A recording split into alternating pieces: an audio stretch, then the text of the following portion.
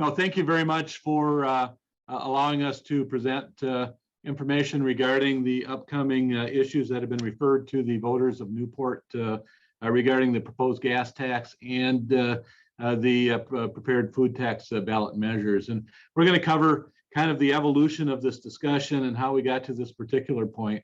And at this point, I will turn it over to Dean. And Dean, if you get started, we'll get the PowerPoints up in just a second. So. Okay, you want me to go ahead? Yeah, go ahead, Dean.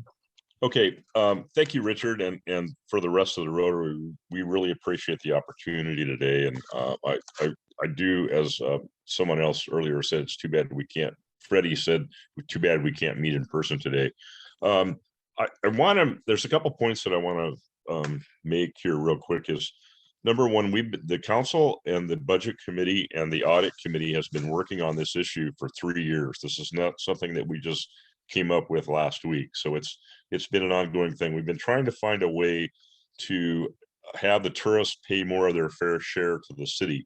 Unfortunately, under state law, there's only a couple ways we can do that. One is the room tax, which we just did raise or will raise in September to 12%.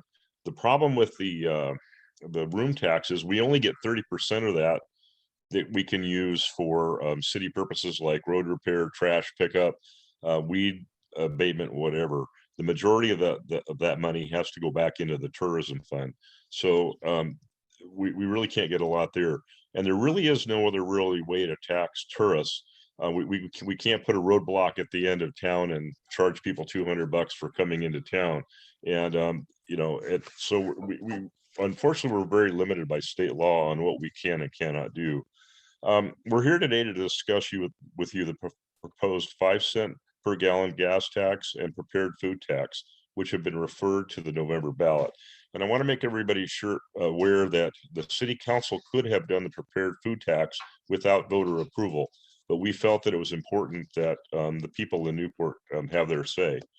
Both of the detailed process that included a city finance work group who analyzed the city's budget situation and presented some proposed solutions. Unfortunately, those solutions, as I said, are very limited for tourists. One of the things that we did talk about was an increase in the water bills, as Albany did recently for their public safety to add police and fire. We decided we didn't want to do that because only people in Newport pay for that. We want to expand it to the tourists. So next slide, please. Oh, I'm sorry, the same slide. The city of Newport provides numerous services for city residents and visitors who work and visit here. Those include public safety, which is police, firefighters, emergency medical technicians, in addition to community development, street maintenance, water, wastewater utilities, and other services. So next slide. Okay. The city has parks, a library, and facilities for performing arts, visual arts, and other amenities. The city has a 60+ center for our more experienced residents to be able to congregate and socialize. The city provides those amenities year-round for residences, but also visitors use these services as well. They come here for the great weather, the ocean, recreational opportunities that the city has to offer. Did you know the city is supported by tax dollars of just 10,000 people when the city supports over 30,000 people on any given day? Spencer?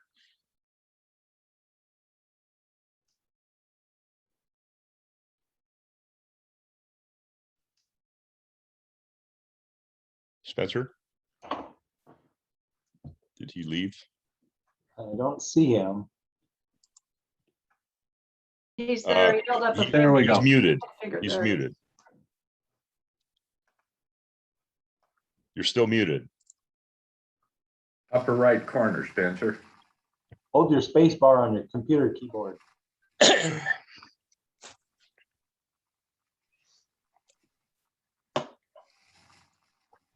You're still muted. Should be on the upper Okay, corner. how's that? Good. Okay, sorry about that.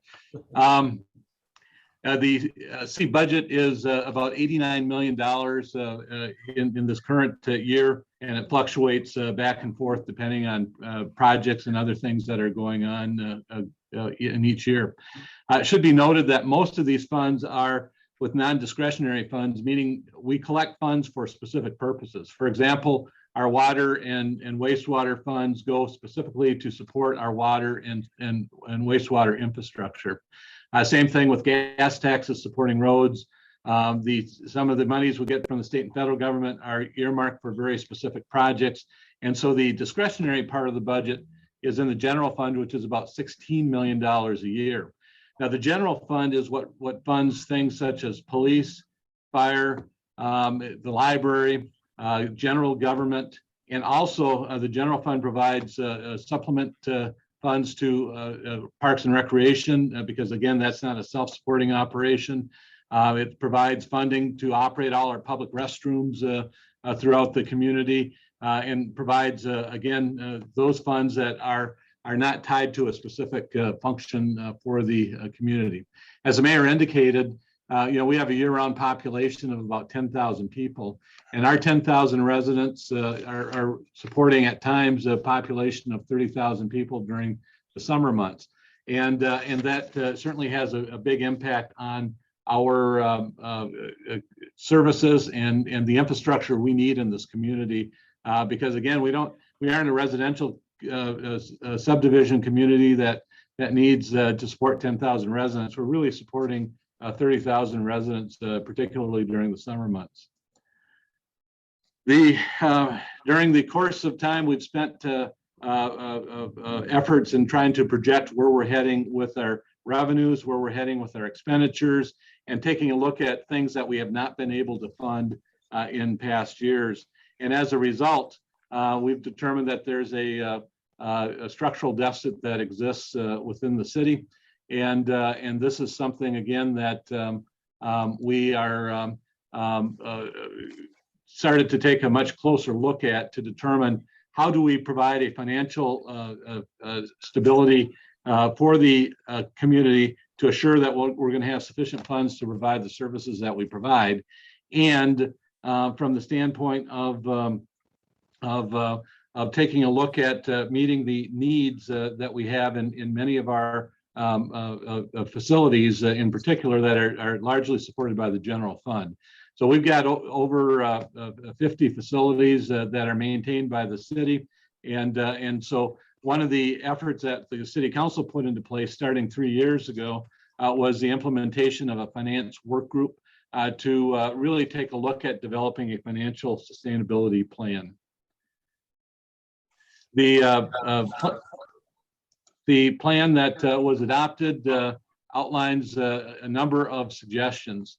First of all, we went through a significant number of cuts. We cut out 22 FTEs in the budget not for the current year, but for the previous year. And we cut out many other expenses. We saved about $1 million in long-term operational expenses, but we actually cut over $2 million from the general fund budget, preparing for the COVID year that we knew was going to impact our operations. The 5-year plan took a look at options such as increasing the tourist lodging tax, and that was passed by the council earlier this year. And the plan proposed by the finance work group also took a look at increasing the gas tax, the local gas tax, to 5 cents, and also proposed a 5% prepared food tax on the food that you would purchase in restaurants and other locations. So those were some of the key expense and revenue recommendations that came out of that group. Turn it over to the mayor. Okay, the council chose to pass the lodging tax increase by council vote, but decided to refer the proposed gas and prepared food taxes to the voters. Both of these measures will be on the November 2021 ballot. If the proposed tax measure passes, the city council wanted to give the vendors enough time to prepare and implement the required collection mechanisms. If the measure does not pass, the city would have additional time to evaluate and come up with alternatives. Next slide. If the gas tax measure passes, the proposed gas tax increase would yield an estimated $392,000 for street repairs within the city. The gas tax would be used for road maintenance, resurfacing, and road construction only. The prepared food tax would raise an estimated $2.5 million for the general fund each year. The funding would fund several items if the measure passes. If the proposed measure passes, about $200,000 in the first year would go toward one-time grants to help prepared food vendors cover costs to adjust their systems and prepare for the role in collecting the tax. If passed in the first year and the years after, the tax would fund 3 positions that we had to cut on the police department. We would add 3 firefighters and EMTs, a bilingual librarian. We would restore the parking enforcement officer, some city operating expenses, and maintenance for city facilities. I know that a lot of people have homes and stuff, and we all have maintenance on our homes. The city recently spent $250,000 on the HVAC system for the Performing Arts Center. We spent $120,000 for the new library roof and $125,000 for the windows on the library. These are ongoing expenses that the city has to incur. Maintenance is the single biggest item in the budget associated with the proposed ballot measure. If the proposed prepared food tax ballot measure passes, $1 million of the annual funding would be used to upgrade the city's facilities.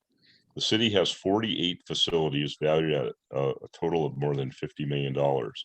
If passed, the revenue would be used to replace roofs and windows on some of those facilities, such as the Performing Arts Center and the Visual Arts Center. As you know, they're down there by the beach, and our great coastal weather just beats everything up. And provide other upgrades and maintenance to other buildings and parks that the city operates. Next slide, please. You may be wondering how the city arrived at a prepared food tax as an option. It was an item that the finance group, which are citizens from our community, they're all volunteers. It's the audit committee, the budget committee, and the city council came up with the idea, and it was researched heavily as its members considered alternatives. As I said earlier, we're very limited on how we can tax the tourists. Prepared food tax have been adopted in other Oregon cities, such as Ashland, which passed a similar measure in 1993, and the city of Yachats did it in 2007, excuse me. Ashland is really, we looked at Ashland because they're really a similar city to us. They do have tourists, but they also have a lot of other folks that live there. And we've talked to the people in Ashland, and they say that it has worked wonderful. They don't have they rarely have a complaint from tourists about the tax. They don't have any complaints from the restaurant. Everything works fine. Recently, I was in Idaho 2 weeks ago, went out to a restaurant. At the bottom of my bill, it said 9% sales tax. So I think that virtually every other state in the country has tax on prepared foods. And it's just something that we need to do locally.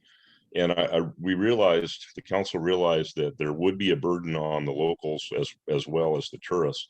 But I think we also have to envision what we want our city to be like. What kind of quality of life do we want in Newport? Do we want nice roads? Do we want nice facilities? I think that if you look at other facilities and other communities size of 10,000, we have a lot better facilities here that they don't have. The Performing Arts Center, the Aquatic Center, and other facilities that the city has to fund.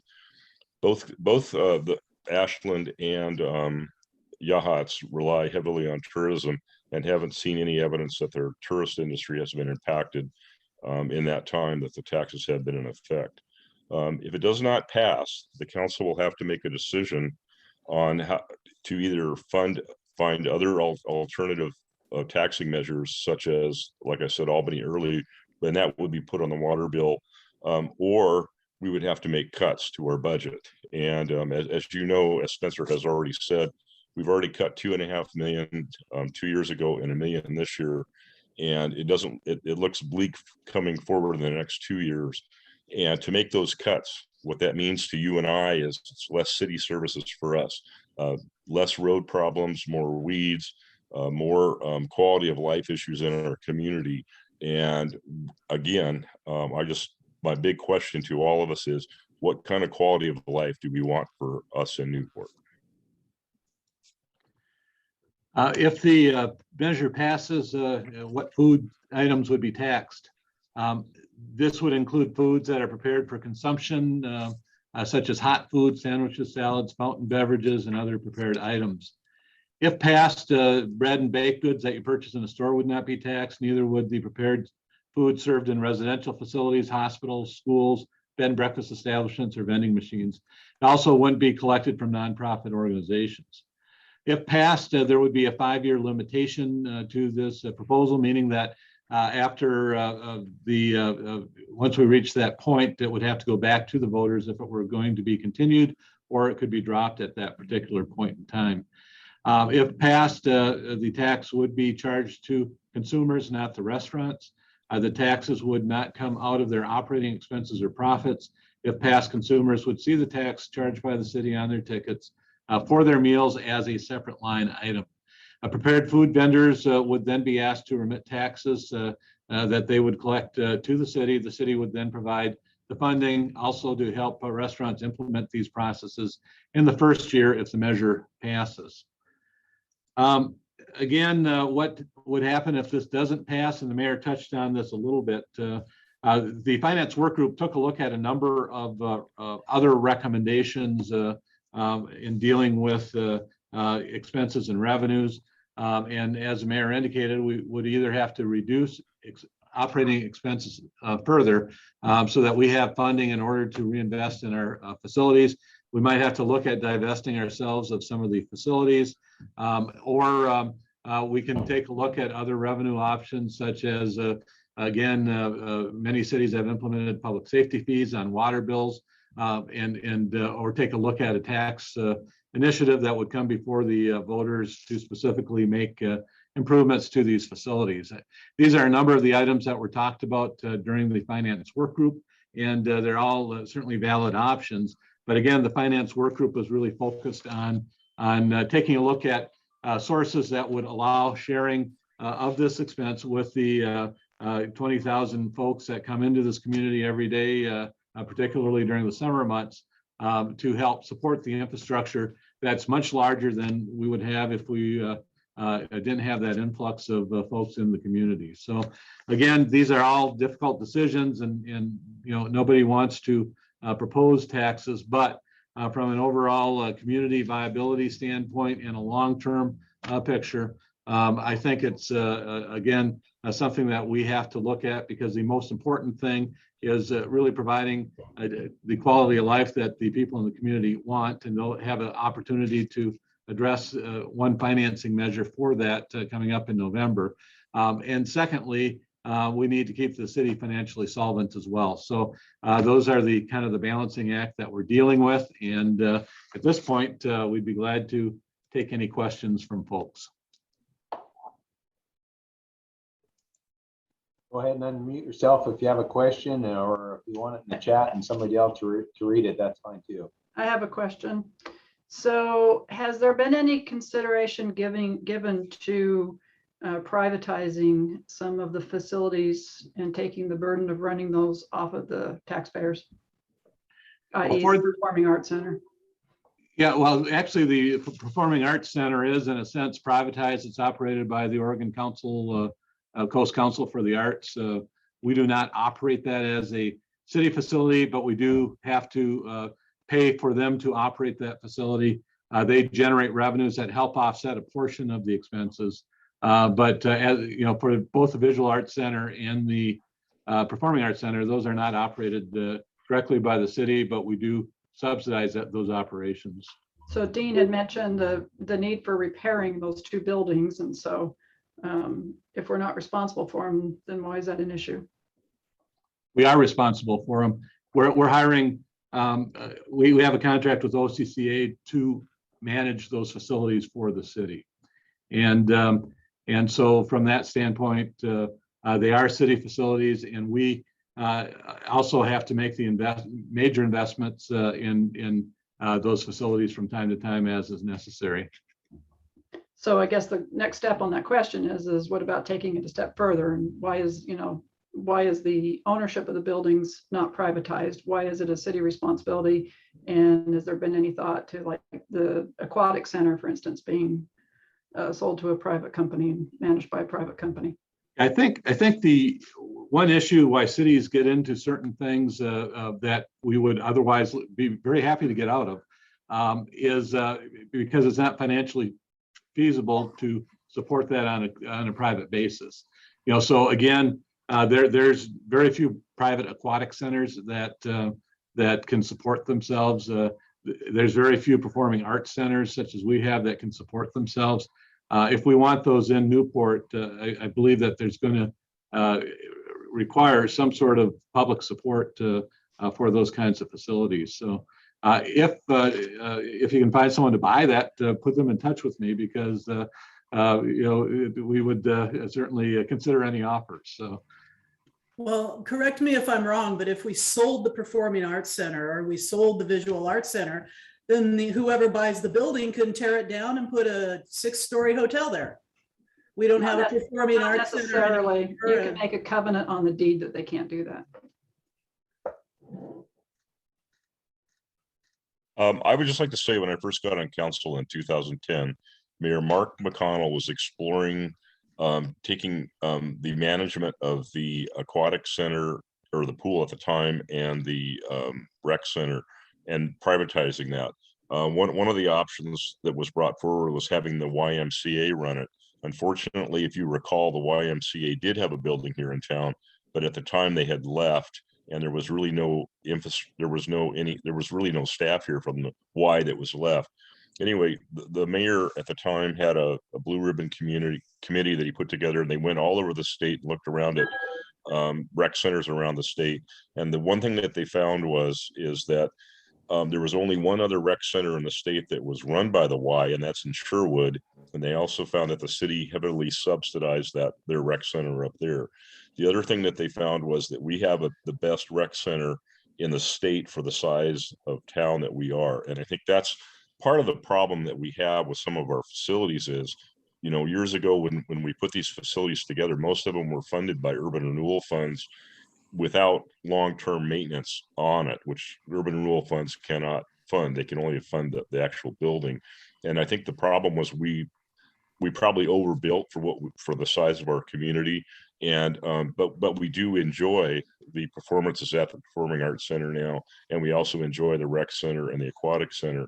But again, back in 2010, Mayor McConnell found that we do have these facilities that are greater than a community our size of 10,000. Any other question for the mayor or the city manager?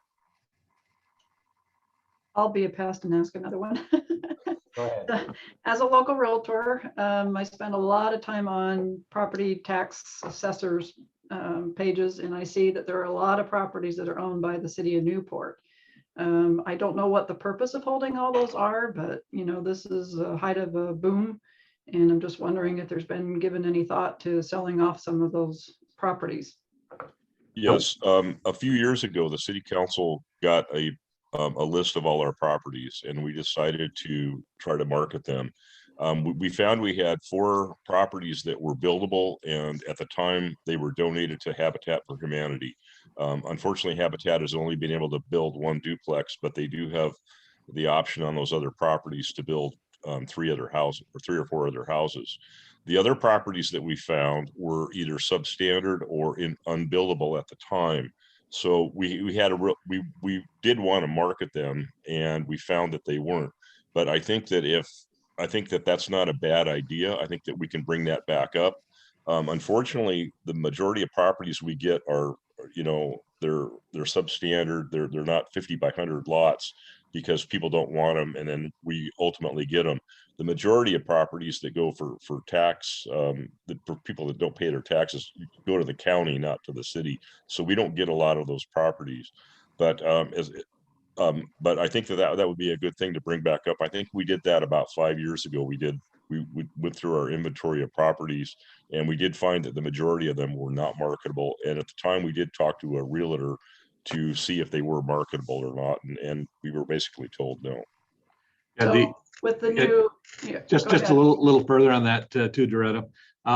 the city owns quite a bit of property, but over the years, the city acquired many of the drainage ways, the ravines that provide storm drainage for the city, and that was something. And again, if you ever talk to Don Davis about this, he will say never ever sell that property because it's a lot cheaper to maintain a natural ravine for storm drainage than to have that filled, have a storm sewer put in, and then have the responsibilities of maintaining the storm sewers forever.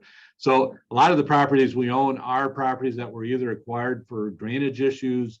We've gotten a few properties that we got through the county over the years.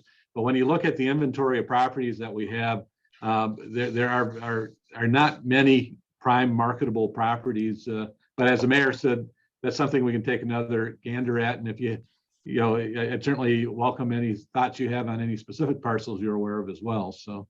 Well, I don't know your inventory. You'd know better than I do, but I know that the legislature has changed the laws recently on what you can build on a residential lot and to accommodate some of these smaller, less than 50 by 100 lots. Right. And because we are a town of 10,000 greater, that applies to us. So I would encourage the council to go back and take a look at maybe selling off some of those residential lots that maybe weren't buildable a few years ago, but under current law are. It'd be worth another look to see if any of those are in that capacity. So, Spencer, to add to Doretta's comment, what about the Abbey Street Pier? I'm always curious about that. Why I don't know how the city ended up with that ownership to begin with, but yeah, my philosophy is anything that we own on pilings, we should get out from underneath. The Abbey Street Pier building is one of those buildings. We did sell the seafood processing plant a few years ago, and we do have that scheduled to potentially put on the market going forward. We would have done it earlier until COVID hit, but no, I think that's a prime facility that there's really no interest in the city maintaining that as a city facility, and we would like to get that into private hands. And as soon as the economic conditions for commercial property are a little stronger, I think you'll see that go up on the market. With all our leases there, we've shortened those lease periods when we renewed them to allow us to be able to market that building going forward. So if anyone wants to buy that building, please let me know. We'd be glad to put it into private hands fairly quickly. So. I can reach out to Capri Architecture and see if they might be interested in purchasing that property. All right, gentlemen, well, we thank you. And I think that was a good presentation and give us the facts. And obviously we can see that there's some passion about what to do and those kinds of things. So yeah, great job there.